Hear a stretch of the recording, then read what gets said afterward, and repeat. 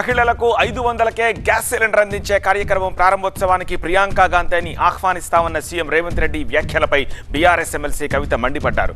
ప్రభుత్వ కార్యక్రమానికి ప్రియాంకను ఎలా పిలుస్తారని ప్రశ్నించారు ఆమె. కవిత ప్రియాంక కాలిగోటి కూడా సరిపోదని కౌంటర్ ఇచ్చారు మంత్రి సీతక్క. ఒక్క రోజైనా ఈ బిడ్డల కోసం నువ్వు సమీక్ష చేసినవా అని నేను అడుగుతున్నా.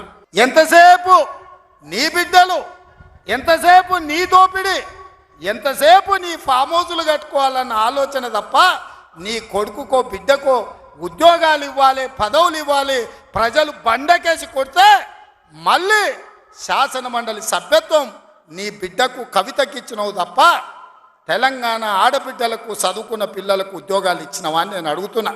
కుటుంబం కుటుంబం కుటుంబం అని తెల్లారులేస్తే కేసీఆర్ కుటుంబం మీద ఏడ్చేటటువంటి ముఖ్యమంత్రి గారికి నేను ఒక మాట చెప్తా ఉన్నా, ప్రజలందరూ కూడా దయచేసి తెలుసుకోవాలి. ఇవాళ రాష్ట్రంలో కాంగ్రెస్ పార్టీ నుంచి 22 కుటుంబాలకు టికెట్లు ఇచ్చినారు. 22 కుటుంబాల నుంచి అధికారికంగా ఏదో ఒక పదవిలో అభ్యర్థులు ఉన్నారు. మీరు మా మీద మాట్లాడే అర్హత మీకుందా?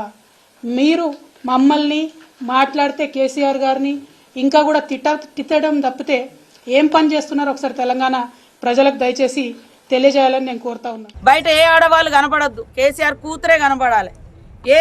ఏదున్నా కూడా బతుకమ్మ అని ఆమె కనపడాలి, లేకుంటే ఇంకోటి రోజు ఏదో ఒకటి ఎత్తుకొని వస్తూ ఉంటుంది, ఆమె కనపడాలి. రాష్ట్రంలో వేరే ఆడవాళ్ళు ఎవరు లేరు.